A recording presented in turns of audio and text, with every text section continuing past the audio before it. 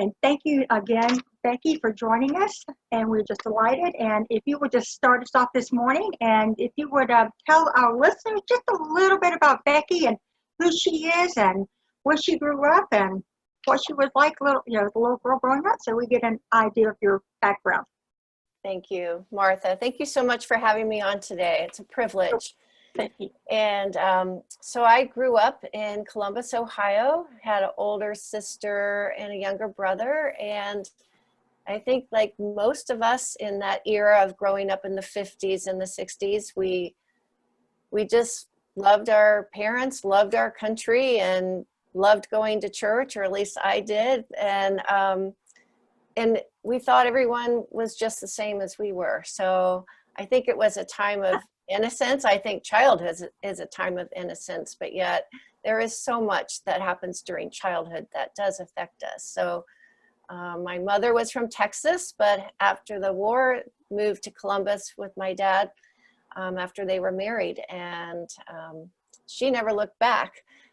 She was happy to live in Columbus. So in your book, Hidden in Plain Sight, you talk about your mom and your dad, of course, and in one of the chapters, you speak specifically about your mom always busy doing chores and sounded like a persona of trying to keep up appearances, if you will, to be perfect, that perfect mom, that perfect wife, and have it all together. And on the other side of the fence, your father was fun, and I love the part about when y'all would dress up and costumes, and he just sounded like a delightful person. But there was this battle going on there with your dad, and I was just going to ask you, at what age did you become aware of that battle for your father with mental illness? Yes, I think I was shielded a lot, but my mother, when she would get upset, would just say, "Oh, your dad, he's got highs and lows." That side, his side of the family, his sister did, and he had two brothers, and so she always would kind of talk that way about him, and would more or less say, and you don't ever have this, do you? Because you don't want to have those extreme highs and lows. And so it wasn't really until I was in college that he was in a deep depression, and that was very, very difficult. So in some regards, I thought I didn't always want to believe my mom in that regard, because she wasn't very much fun. And actually, my sister and I, when we were grieving her death and we would call each other on the phone as we had more recollections, I really think she was the one that was depressed her whole life. And her appearances and her activities kept us from knowing her, really. And so I think it goes back to just a lot of the childhood of our parents being raised during the Great Depression. I think there was so much that was stifled for them within their childhood, and then shoved down. And you just, I feel sad for her, knowing that she wasn't attuned to by her own mother. She missed out being a child. She had to become an adult for my grandmother. Oh, I remember you said your grandmother was off her rocker, and I was like, and being raised, I mean, we're about the same age, but that would have been considered disrespectful. We didn't talk about mental illness. We didn't, and we certainly would never use the term off a rocker.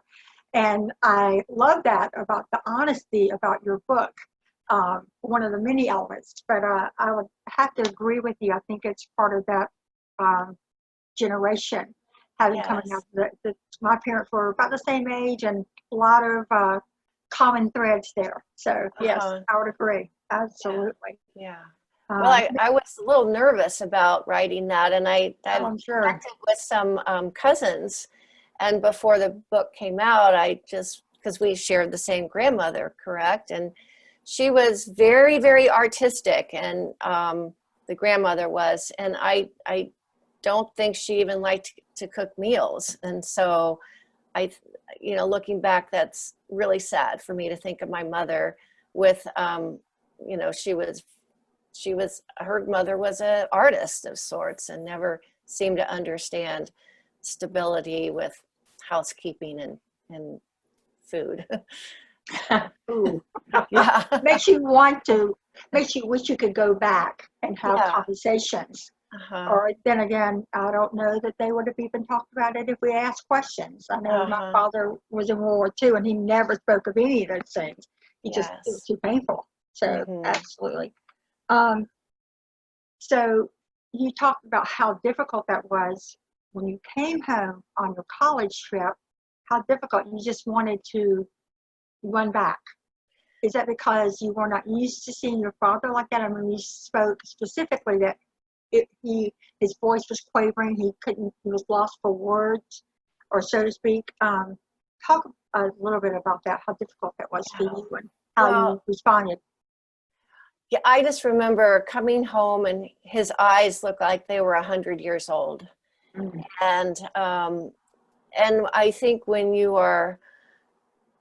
have anyone that you love who's in a deep depression, it's a very helpless feeling. It's a very helpless feeling for the whole community. And some people understand that better. They're able to just come over and sit and just be and talk with them. But for me to see my father so worried about everything, it's really difficult. It's really difficult. Was he on medicine or was he on prescription drugs? Or I would think so. I would think that he would have had some prescription drugs, but I really don't know much about that. Yeah. Again, all hidden. We don't talk about this. We, like you said, your mother said, lows and highs. That's all it is. Absolutely. Yeah. And looking back in your growing up,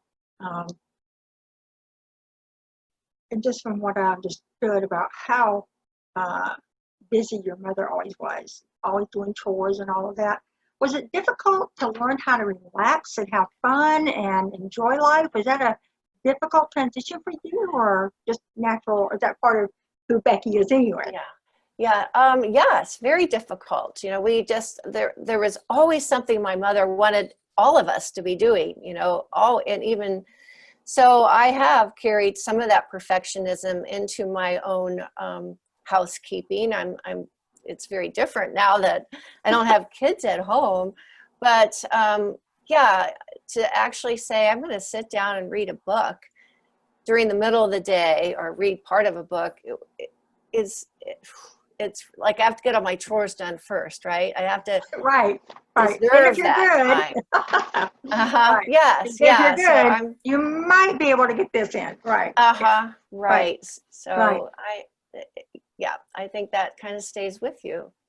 There's always something to do, but there always will be something to do. Yeah. So you're correct. Absolutely. Absolutely.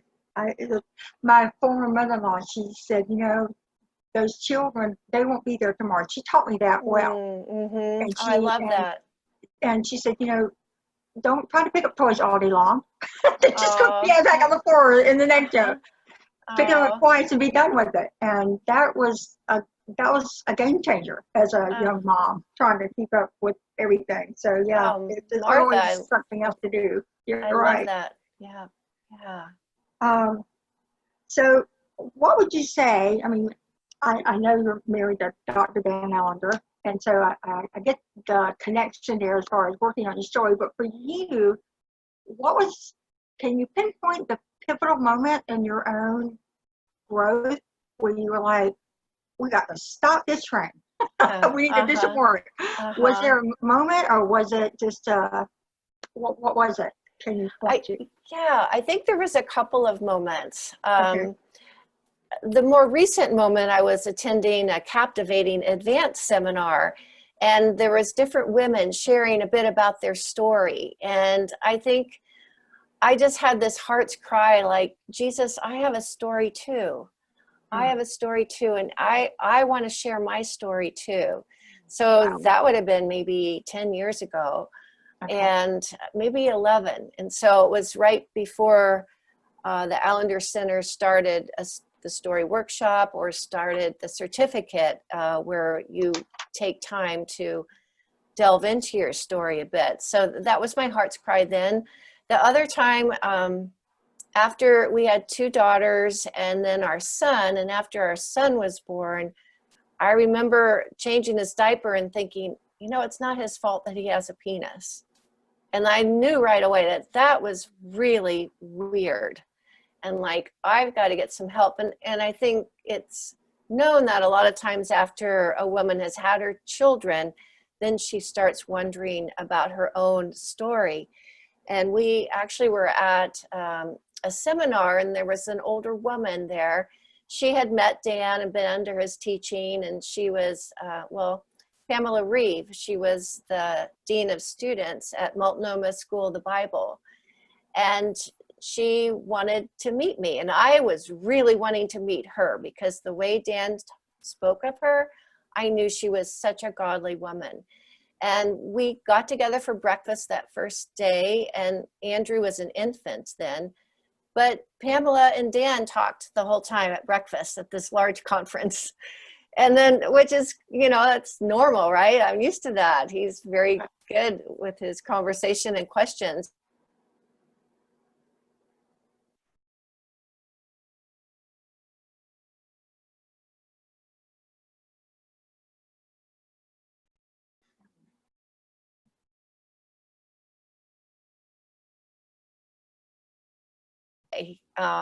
And I knew he'd be safe. It was, you know, a nice gathering of people.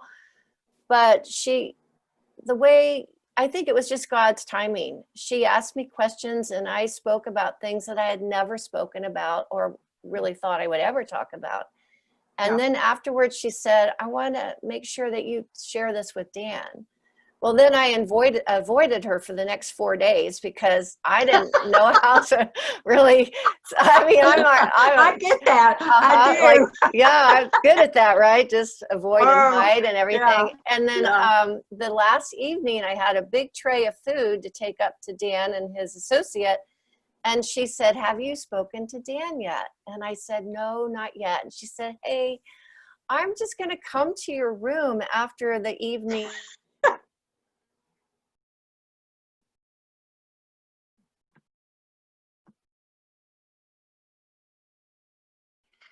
So she said that she was going to do, she sounds Yep. persistent, what she sounded.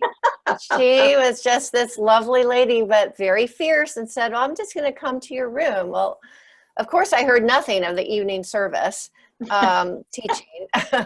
And then as I was putting Andrew down to sleep, I remember just saying to God, Jesus, what's going to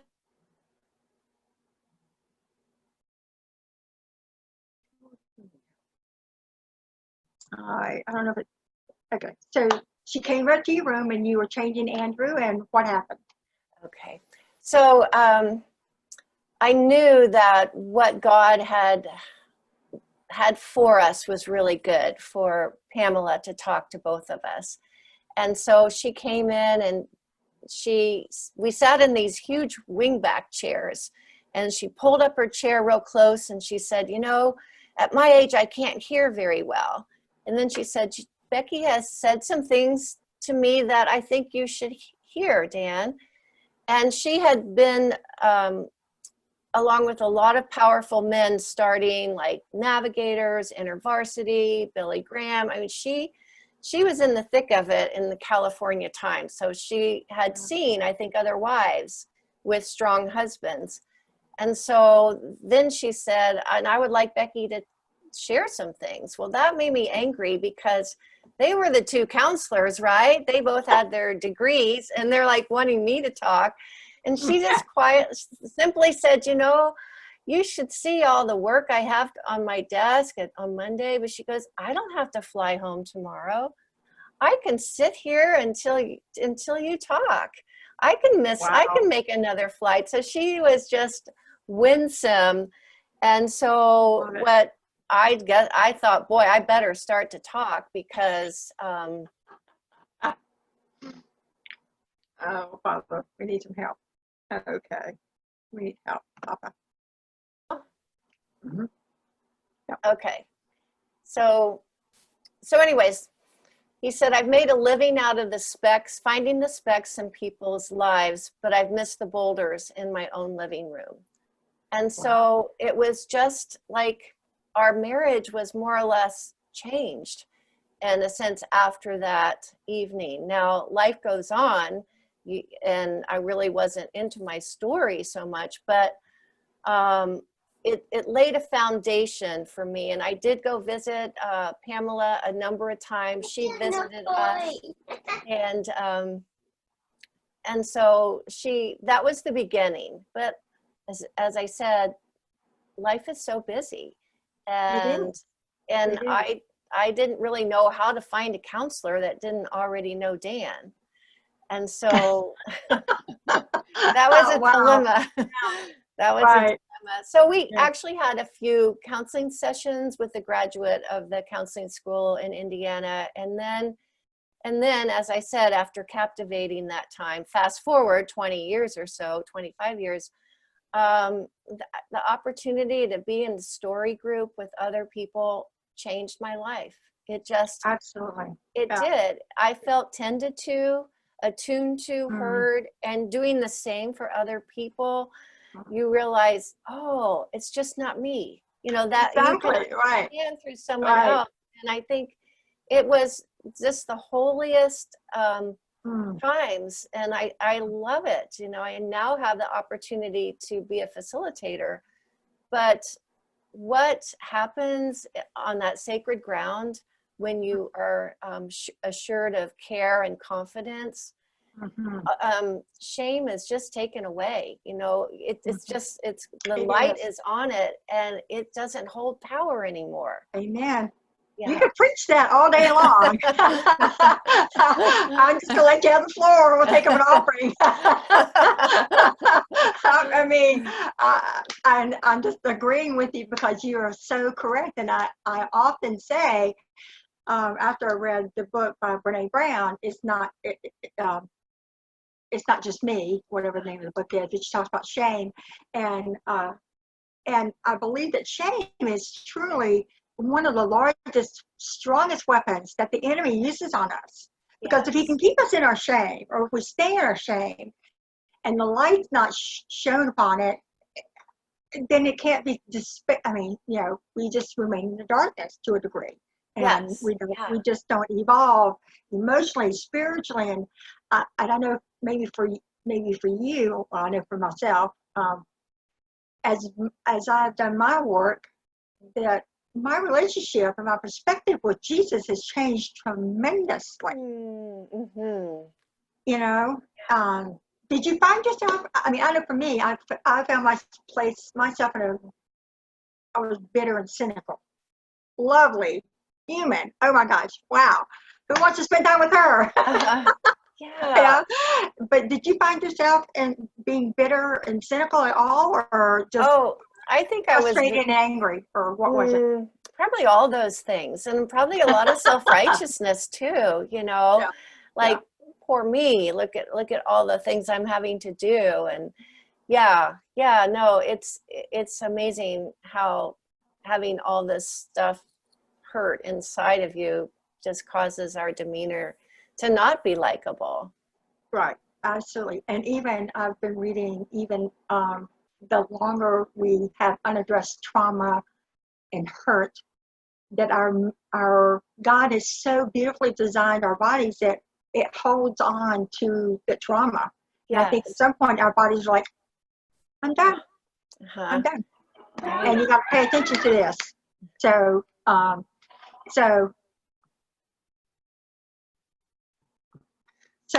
that was amazing. Wow. I love hearing the story of the tenacity of the woman that God used to just kind of scoot you along. And I'm always amazed at the people that he brings in our lives to scoot us along to get us to where he wants us to be. That's right, Martha. That's right. That's a great way to put it. It's miraculous, isn't it? And it's like, because we need to go here and look at this, and we don't want to. I get that, but we're going over here, and I'm thankful for that, right? Yes.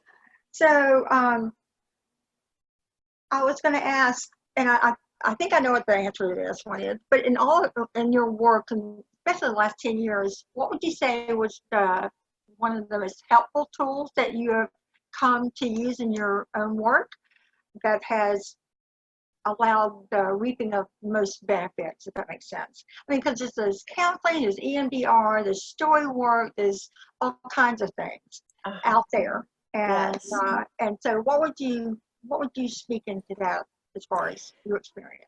Well, I think I like story work because I'm more familiar with it, and was able to go through the 4 times 1 year, and then was in the externship for the 2nd year for deeper training. And so I'm more comfortable with that. I've always thought it'd be great to go to marriage counseling, and we only did that once, and it's a very unusual experience, but good. You know, this man loved Jesus, and but on the whole, I do love story work because it involves a group, and that's to me what I like. I like the group. And I would have to agree. And you mentioned earlier, and I love the description of this, it's sacred. It is sacred work. And that privilege that when you're a part of the story group, to listen to someone else's story, and to hold it close and to just listen, and it's such a privilege and an honor to hear someone else's story. It is. And to hold it close, and just very thankful for the whole idea of story. And we all love a good story, right? Yes. With and so I'm thankful for all of that. I was just going to say, you talk about your challenge to find your own calling, and I love that whole part of the book because, especially as moms, we know, moms and wives, that's definitely part of our calling. But beyond that, I think it's sometimes, did you see it as a challenge to identify as a wife and mother and the wife of Dan Allender? I mean, did you find it more difficult to find the narrow focus of that, or not? Yes. I think it was our daughter who worked in Siberia, Novosibirsk in Russia, of all places, with orphan girls. And she came home after this amazing experience of being 1 week with one girl and another week with another girl. A group from our high school went. And she came home realizing that they would not be going to college, that what was ahead for these 2 girls was the sex slave trade. And she was furious about that. And before we even got out of the airport, she said to Dan, "What are you going to do about this, Dad?" And I remember reading that in your book. And he looked at her, she was in the back seat, he was driving, and said, "I've got enough to do on my plate with sexual abuse." And then she, you privileged little girl here. But then she said to me, "Mom, what are you going to do?" And so that's where the 2 of us began this journey. And that was 2002. And I don't even know if the trafficking was even a word yet, which was spoken about in that realm. I don't think it was. That's kind of a new word in the last few years. So I'd have to agree with you. Yes. I don't think that was a word that we were common, at least not in my community. Yes.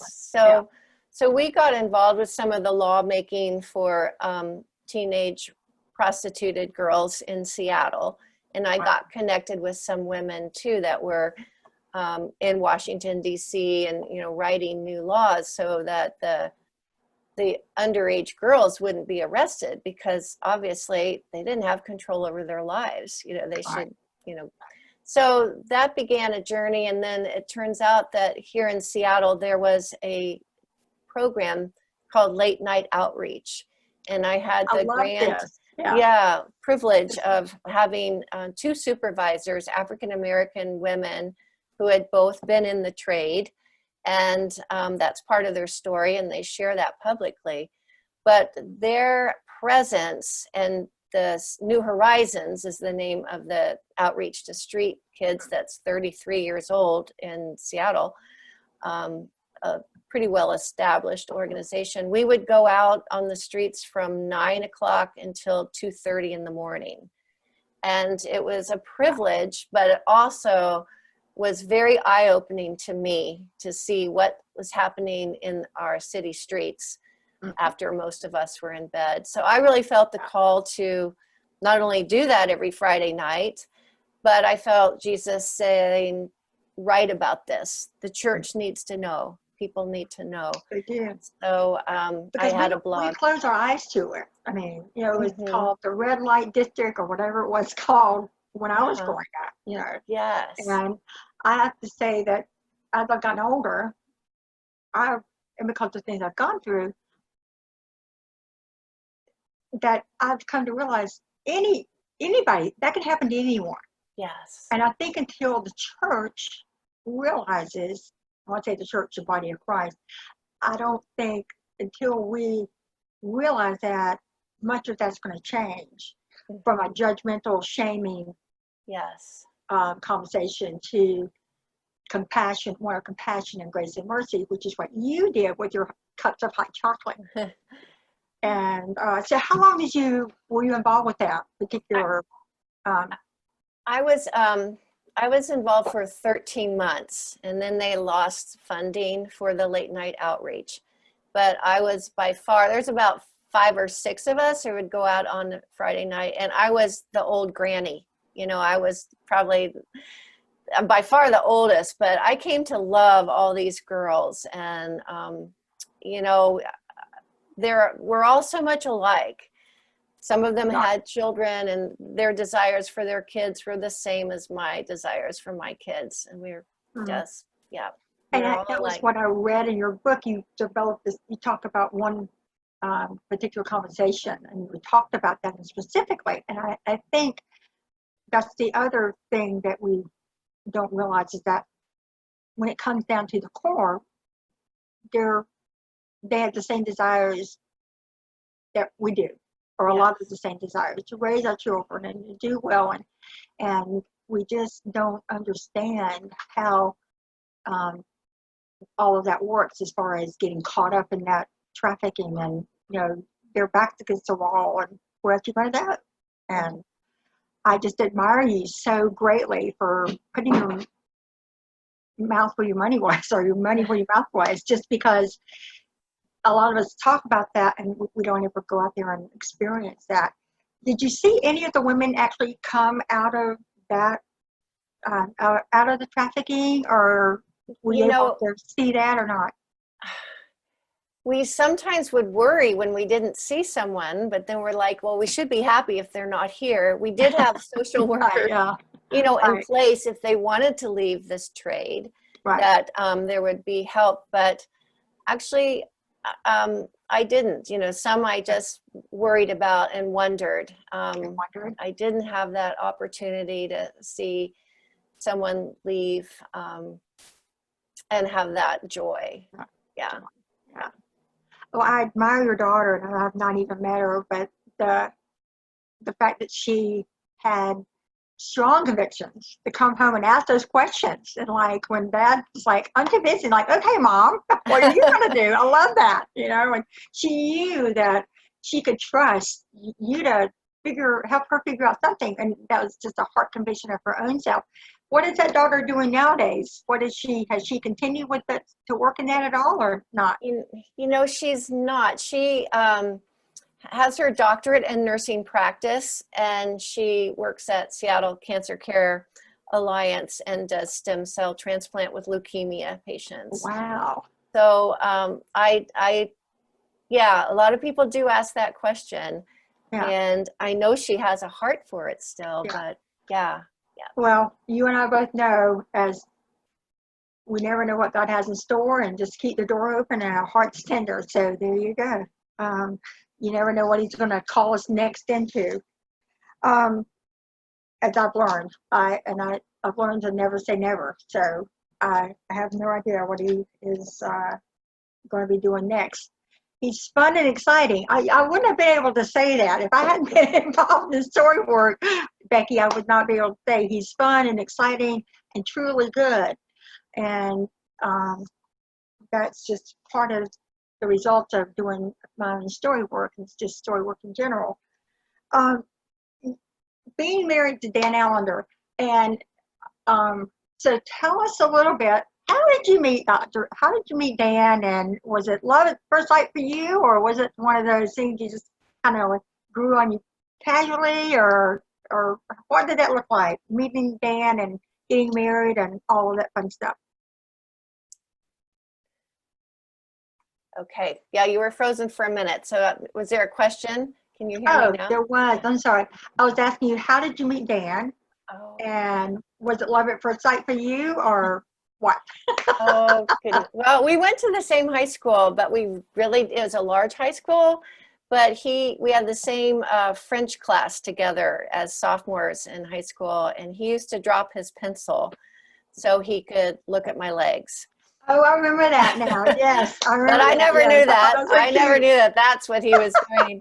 But then we would walk to class, our next class together, even though it wasn't the same class, but he just always made me laugh. Did he really? Love it. We actually saw each other in different concerts during college. We went to different colleges, but it wasn't until after both of us became believers towards our junior year in college that we reconnected when he was in seminary. Oh, okay. Yeah. Yep. So we reconnected, and so y'all reconnected. He was in seminary, and how long before y'all decided, well, this is gonna happen? I went backpacking for 4 months with 2 other girlfriends, and there would always be a letter from Dan at the American Express office, no matter what country we were going to. So I think he wrote me 15 times. Wow.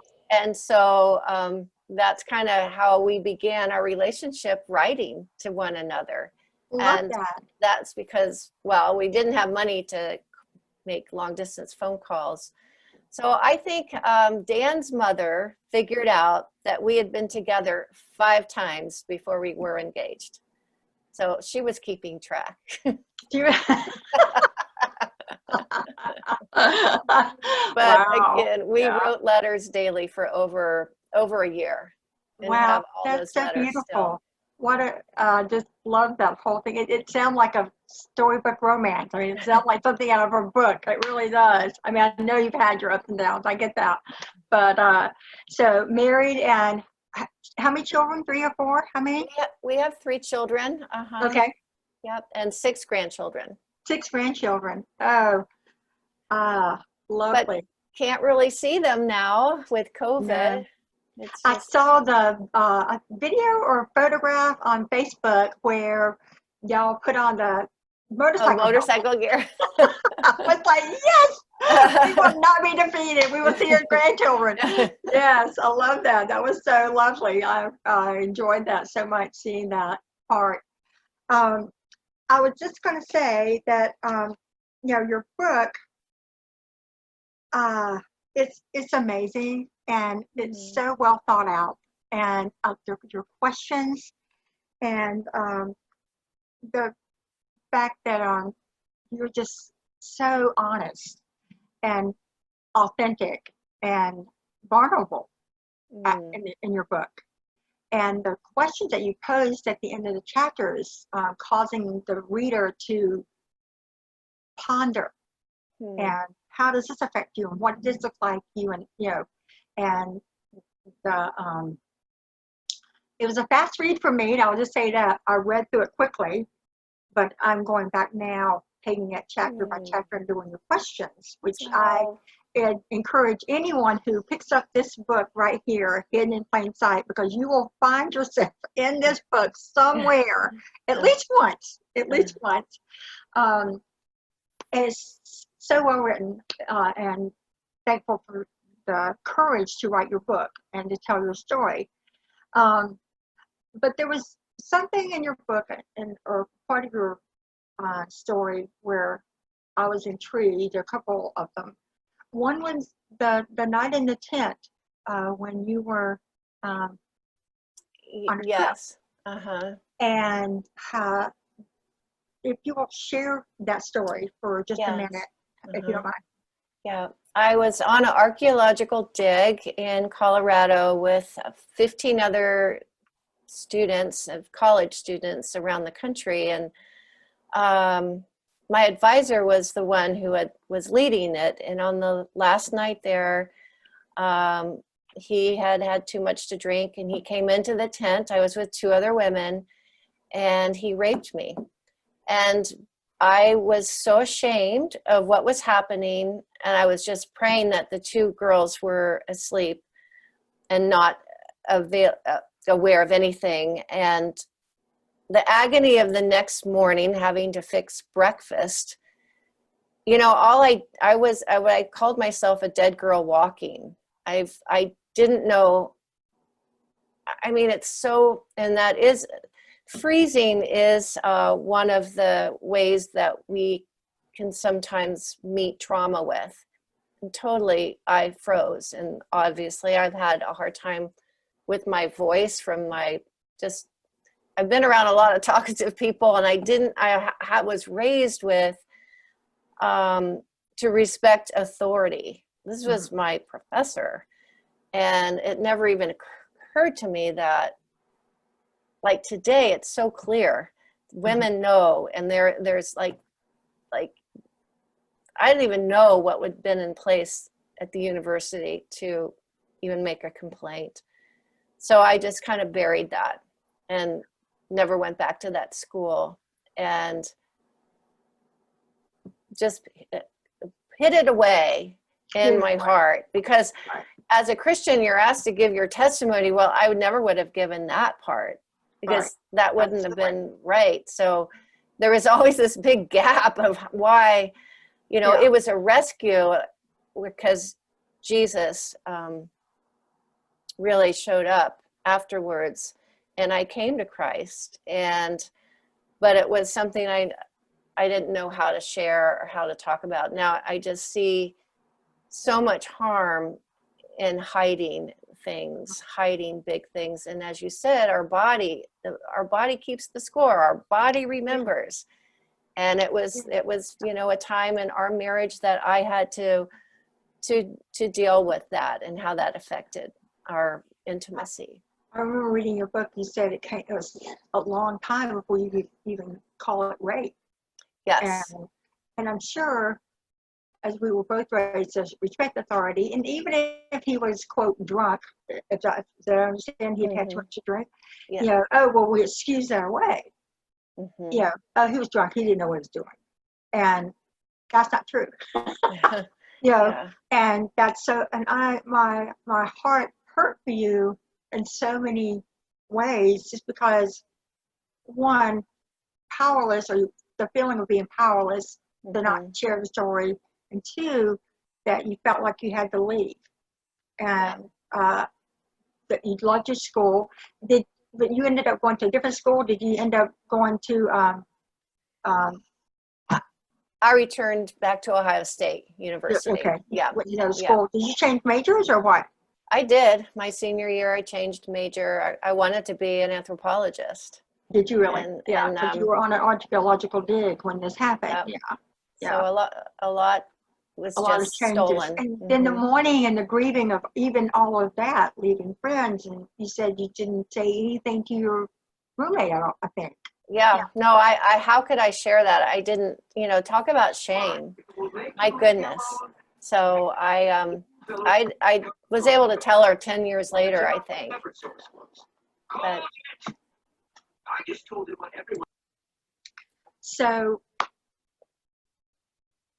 after that episode, and you changed schools, changed majors, and you ended up at a different school in Ohio, I think you said. Is that correct? Yes. And so many losses, and we were talking about grieving and all of that, the losses, and just all of that tied together. How many years was it that before you could actually name what had happened to you and actually look for some kind of peace there for Becky? Yeah, no, that's a really good question. Well, after that incident, I did return home, and my mother actually led me to the Lord. They were going to Bible studies. And even though I'd grown up in the church, gone to Billy Graham crusades, I really was changed that evening when I prayed and with her, after her. And it's like I was a new person in Christ. Wow. And we went to Bible studies together. I loved Jesus. So it really wasn't until after our children were born. I mean, we kind of knew. I had told Dan, we had this incident. We didn't really know what to do with it, and then we move on. But when Dan got his calling to sexual abuse, of course I was right behind him, knowing how important this ministry is. It was very unattractive. A lot of people said, don't do this. Our parents didn't really like The Wounded Heart, thought it was a dirty book. Very misunderstood, but I knew how important this is. So yeah, I think it's an ongoing thing sometimes. It's not like you can actually be fine with it. There's always more. There's always more to that story. There's always another level. So in some regards, I've been set free, but there's still, probably more that might come up in another story group with another story. And then more forgiveness for myself, I agree. For you. And you hit it on the head, I think, because I always compare it to layers of an onion being slowly peeled back. And I'm thankful for Jesus being so gracious and kind and gentle with our healing, and wise, because we would not be able to stand, I don't think, if he just went straight to the core of it. Right. Not very often. Not in my experience that I found. He doesn't go straight to the center. Yeah. He's gracious in that. And you said something important was forgiving yourself. And talk about that for a minute. What would you say you learned about forgiving yourself and what that looks like for you in that particular event? Yeah, well, I think that's part of the work of story work. You begin to connect the dots, and you begin to see how you were parented, and it takes some of the pressure off of, like, I wish I could have responded differently in that tent, but I didn't. But and there's a lot of reasons for that. I don't want to embarrass anyone. I want to be kind, but it's crazy. But if you're not judgmental and being harsh with yourself, with kindness, you have greater understanding, more and more forgiveness. I think that's the key too, I hope the book is about other people looking at their stories. That's my desire for the book. So other people can be kind to what they might see as failures, or they see it in the light of kindness, because it's only in kindness that we're going to move forward. And Jesus always only has voice of kindness towards us. That is so true. And that too or realizing that is a result of story work, I think. It was for me, or has been for me, to realize that he has words of kindness and gentleness for me, not the, you should have known better by now. And I'm so thankful for that. That is not at all who he is, That's right. And he walks with you through your story, and I and you know the important part, and I'm so glad you didn't mention this, or so, but trying to always find the silver lining in something. You know, at least it wasn't this, or at least it wasn't that. And that's not helpful, Yes. and it's not true. Right. And Yeah. so I know that you and Dan have just recently finished filming a marriage conference seminar or a marriage conference. And can you tell us a little bit about that? Yes. Well, it's going to be during the month of September. We're going to be doing podcasts, Dan and I together, and some other people. And so it's an online marriage course. Okay. And it will be available probably in October. And I'm hoping that they have it as churches. You know, I'm not sure how they're going to market it. Sales and marketing is working on it now, but I just think marriage is amazing and hard and everything. So amazing and hard. Yeah. And I think that's what so many people that have enjoyed the Allender Center trainings, their desire was to have an online marriage course. So that's what's going to be wonderful. We cannot wait to hear more about that. Information on that on the website for the school or the Allender Center? Okay, yes, AllenderCenter.org will have that. Awesome. That'll be so exciting. And in closing, I will remember something that I wanted to ask or mention was that you talked about growing older. And you talked about your legs, especially. I think you talked about your legs, and you talked about the things that we don't like about ourselves. Is what Jesus, you know, Dan loved. You dropped the pencil on the floor. I wanted to see the legs. That was so cute. I love that. And that, you know, that is not how Jesus sees you at all. And so, talk about getting older. How have you met that challenge as far as accepting you know, you said you looked at your hand one day and you saw, like, oh my gosh, wow, right? Right. Well, and I think that's it. We've got to treat it with kindness. I have to treat my aging body, my aging face with kindness. I just have to. And I even know with Dan during this time of COVID, being together so much, like we have to be so careful with the tone of our voice. We have to be much more tender in ways than we were when we were younger. I mean, it's really difficult growing older and our bodies not doing what they used to be able to do. And so, you know, I'm sure everyone's heard that, you know, growing old is not for sissies. It's not, but I think it's even more tenderness, even more kindness, because that's what Jesus would want, right?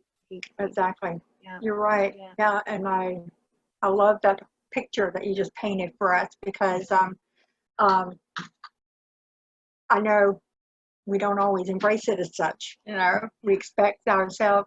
It's the cultural pressure, you know, to not have any lines or no gray hairs or whatever it is, or you know, that I can surely you should be able to do everything that you did when you were 25 and probably even better.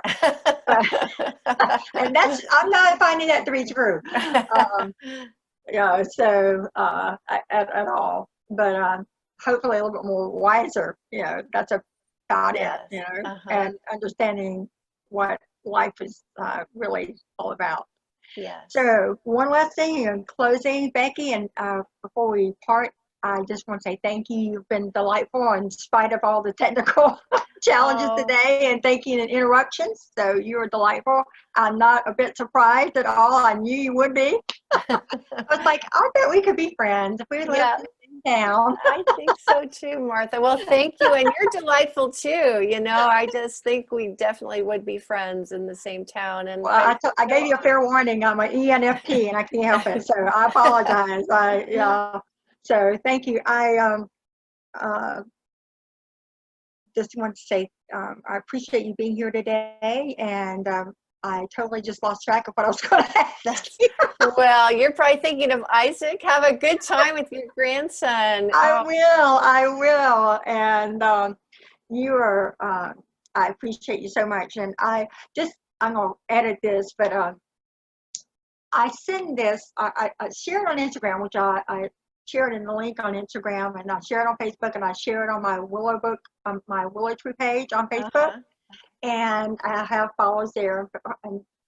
But the fun part for me is this, is that I send this to God's called me to Ireland, and that's another story. But I